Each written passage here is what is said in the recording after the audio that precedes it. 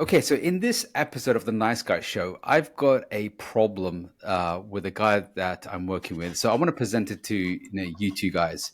So the situation is involves his mother and his wife. So he's newly married, and they all live together. Him, his wife, and his mother. It all started off really well. Everyone got along, and they were one big happy family. But after a few months, fractures started to appear. The mother started interfering, picking faults with his wife, and then when tensions start building, he was caught right in the middle of this. Now, he's trying to please his mom, he's also trying to please his wife, but no matter what he does, right? Things get worse and worse and worse. Now they're coming to a breaking point. They're so bad that they can't, the wife and the mom cannot stand each other. And they've both of them have turned on him. So they're both using guilt and shame to start to manipulate him. His wife says, you know what? You never stand up to your mom, right? No matter what she does, she can't do anything wrong. And his mom saying, is your wife's taking you for a ride. You're like this like little dog that follows her around, and whatever she wants, you're like the yes man. So it's really frustrating, and it's got to a point where she's thinking, I'm gonna leave you unless you solve this situation. So guys, I really want to tackle like what's going on here. Let's give some examples. And again, coming from a South Asian background, I know a lot of guys do struggle with this, and especially when there's family involved. So, Chuck, what's really going on here? What why is he having so much struggles here with his wife and his mom? He's not leading either of them. He's not leading in his relationship, and he's not leading in himself. There's no reason he should be caught in the middle between this. This is something going on between the two of them. So my suggestion for him would be like, you tell both of them, hey, both of you guys are important to me. I want you in your life. And as a result of that, the two of you need to figure this out and then step out of it. And if they can't, if they come to him and they're like, you can't stand up to your mom, or you can't, you're a yes man kind of thing. I would just put up a boundary and say, this is between you and her. You guys go work it out, and just continue to do that over and over again. Because So what happens if they like bicker and fight and argue more, and it gets worse and worse, and it escalates, and they're just not getting on at all, and because he stepped away? it's not my problem, it's theirs. Why? Is that Seriously. leading though? Huh? Is that leading Yeah. is that leading to let I don't have to lead them in their relationship. I have to lead them in my relationship with them. But isn't he the king of the castle that he has to look after? He's like, well, I'm going to avoid Well, them. he just is. leave He's them. saying, no, I'm not avoiding them. I'm saying, you guys go work it out. Like, this isn't my fight. This isn't my problem. The two of you can't get along. I'm not the referee here. Like, why is this guy in the conversation at all is my question. I would just be, if it were me personally, I would just keep pointing them back to each other and say, you guys go work this out. You guys are important to me.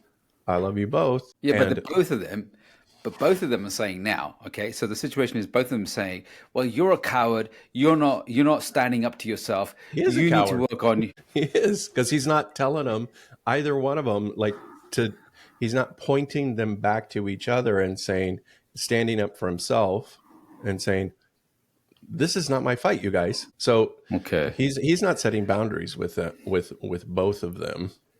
And remember, boundaries are an act of love. So Ari, have you ever been in a situation where you've got family and then you've got your loved one, or maybe a situation where you've gone out with someone and your parents didn't like her or something like that, and there's like a feud, family feud, or maybe you had a client with a family feud? when I was married, there was some tension. It was more tension that my wife felt with my family.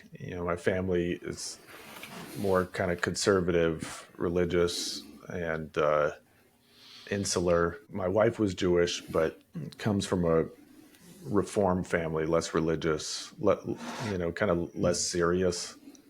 So, I think that was a point of tension. And she felt that I didn't set enough boundaries with my family, or didn't protect her from my family. She felt like they were kind of subtly critical of her. So that was something that I struggled with. How do I, because I didn't necessarily even agree with my wife about what was happening, about her version of reality. That's what this guy's feeling. I really like your point about she doesn't feel protected. So in this situation, the mother's not feeling protected from the wife, and the wife is not feeling protected from the mother. So he's right in the middle of this, right? Trying to this combat, but a lot of fingers are being pointed at him as well because he's such a typical nice guy, won't stand up to anyone, no boundaries, covert contract, and will try to please them both. So he's exhausted trying to please them both. And my professor used to say, if you're damned if you do and damned if you don't, do as you damn That's well what it please. is. Yeah, so do as you damn well please. So going back to him of like, the question I would ask is like, what do you want? And he's probably going to say, well, I want peace in the house or something along those lines. But I want both of them to be happy. Yeah. Yeah. Guess what? You can have peace in the house. You don't need by just stepping outside of the situation. It's that his mother has trained him to take care of her emotional needs. Okay. And as a result of that, when he met a woman, he transferred all of that and is taking care of all of his woman's emotional needs. Now the mother is going, oh, I'm jealous. And so she comes in and wants his attention. And the wife goes, oh, you're mama's boy. You're giving attention to your mom when the attention should go to me. And what I'm saying, the attention is to yourself. Like you literally don't have to listen to this stuff. All you do is you just walk away. Rule 16, 17, and 18 in my No More Mr. Nice Guy journal is don't let anyone treat you badly. No one ever. Stop waiting for a situation to change and then remove yourself, or stop waiting for the situation to change. Remove yourself from bad situations.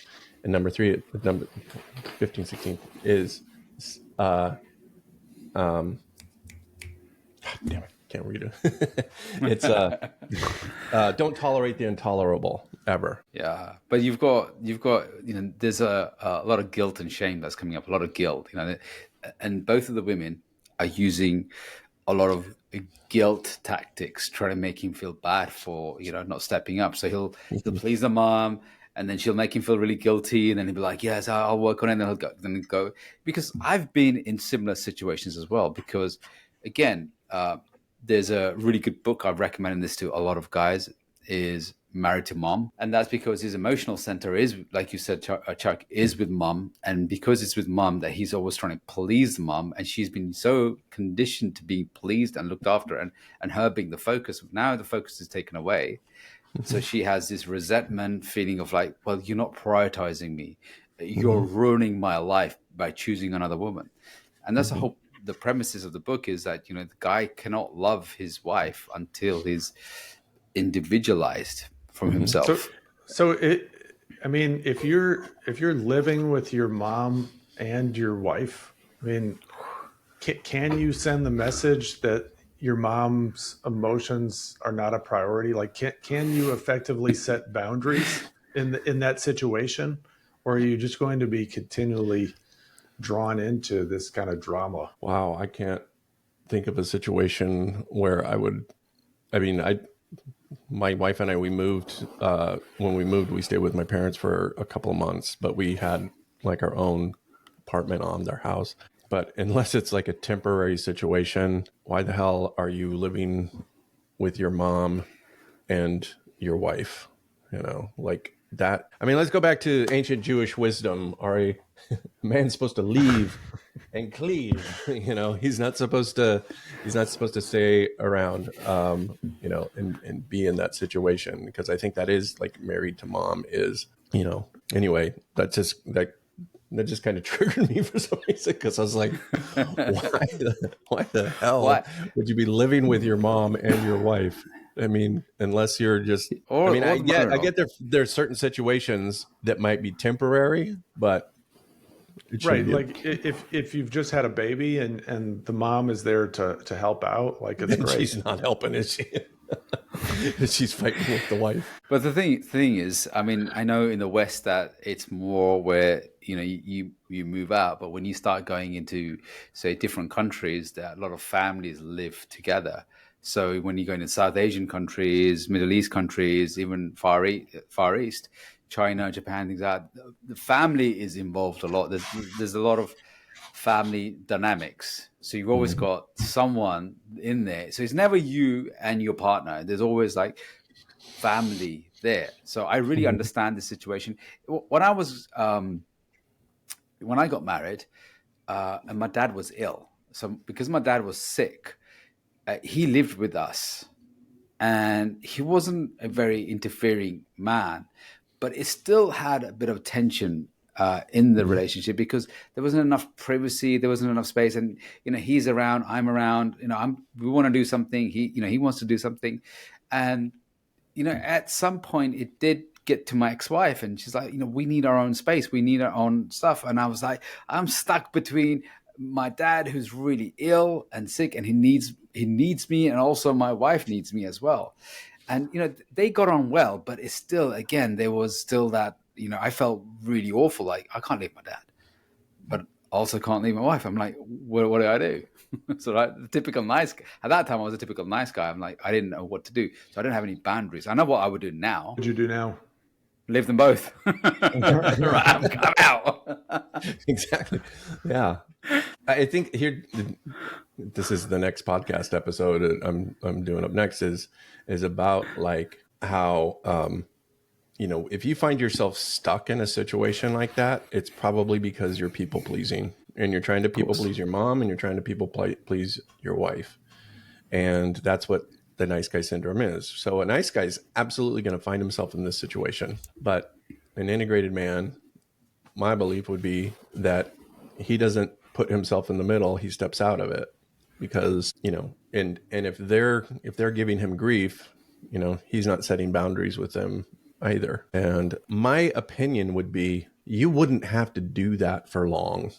They're either going to work it out or they're not going to work it out. So by just saying, hey, you guys work this out, I'm stepping off over here, they're either going to work it out or they're not. They're either going to be pissed off at him or they're not.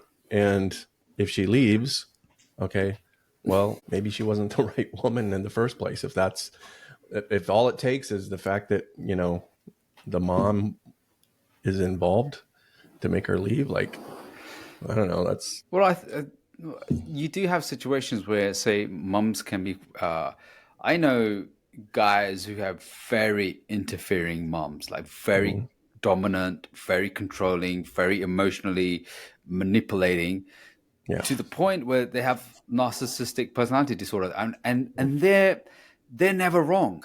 They're like, it's always you, my son, you're the fault, that's what's happening, and she's at blame as well. So she's constantly blaming them, and she'll never see herself, and she's always trying to get into, there's always drama when it comes to it. So it might just settle down for a bit, and then something else stirs her up. So he can never ever satisfy either of them, and if it does, it's just like really temporary.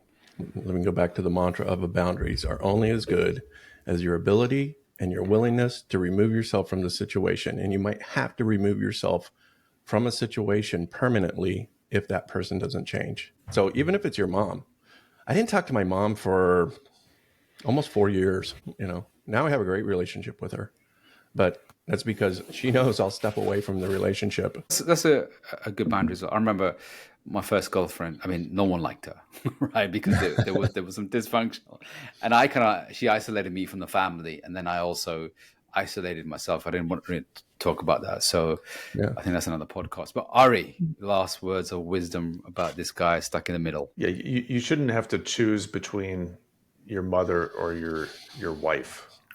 So if one of them is asking you to choose them over the other person, I think that's really problematic. I have to look at that.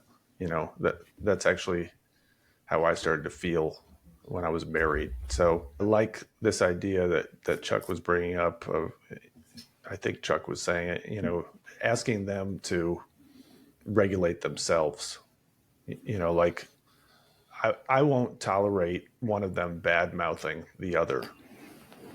So they need to set boundaries on their own behavior. That's my take on it. Yeah, you'll be lucky with some people. They'll never have that introspection as well. So, but thanks, really good advice there. And my advice is that, again, you got to have solid boundaries. So you got to create the boundaries, communicate the boundaries, be consistent with it, and have consequences. That's one of the biggest things that I lacked in my relationship with that as well. And also create a healthy separation. So boundaries is that separation. So where you start, they end as well. And so by having a really good separation and boundaries enforced, then he can start ruling. And he needs to rule himself. That's one of the things he's not doing, is because he's going around. And I did this as well. So please dad, please mom, please family, or whatever they want. And just be that, as Dr. Glover calls it, that Teflon guy as well. Another thing is, one of the things that I've noticed in a lot of nice guys is we don't know what we want, so we'll just go with the flow, or wherever the wind blows. So one of the things that I work with the guys is develop deep roots. So when you have your own deep roots, you're firmly in your values, your beliefs, and what your desires, you're less likely to be manipulated and pushed around. Right. So that happens with reclaiming your masculinity, finding out exactly what you want, being able to say no when you're saying yes, and being able to say yes when you say no, and not being afraid to be judged, to be ridiculed, to be disliked as well. And another thing that a lot of guys, especially like that, they're trying to fix everyone. They're trying to fix the situation. So now self-soothing, work out your anxiety before you're trying to fix everybody's anxiety, because there's a lot of codependency going on. So there's a lot to unpack. And we'll be unpacking a lot throughout the Nice Guy Show as well. So guys, thank you so much for being part of the Nice Guy Show. If you like this one, if you resonated with this, check out episode number 24, The Unattractive Truth About Men with Mummy Issues. Again, please remember, if you're watching this on YouTube, remember to like and subscribe, and even put a comment down. Maybe you've had some conflict with family. How did you resolve it? Or maybe you haven't resolved it and you need some help and support. Maybe we can create another podcast to help you as well. And if you're listening on your favorite podcast platform, again, subscribe there, and go to theniceguyShow.com to join our mailing list. And we'll see you on the next one. You've been listening to The Nice Guy Show with certified Nice Guy recovery coaches Ari Graff, Chuck Chapman, and Faisal Kokar. Be sure to subscribe to this channel so you can listen to our latest episodes, and visit us on www.theniceguyShow.com. If you have any topics you'd like to hear us discuss, send us an email at support@theniceguyShow.com. Thanks for listening.